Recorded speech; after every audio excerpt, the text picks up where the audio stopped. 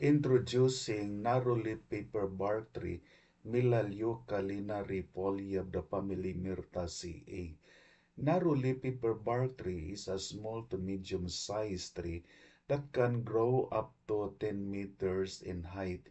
It has narrow, lance-shaped leaves that are arranged alternately along the branches. The bark of the tree is thin and papery, shading in thin strips to reveal a smooth, cream-colored trunk underneath. The tree produces small, white flowers in clusters at the branch ends, which are highly attractive to bees and other pollinators.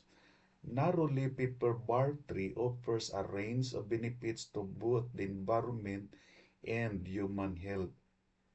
It provides habitat and food for a variety of wildlife, including birds, insects, and small mammals.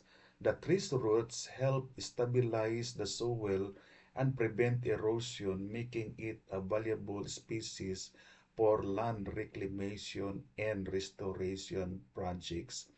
The tree's essential oil has been used for centuries due to its medicinal properties, including its ability to treat wounds, infections, and skin conditions.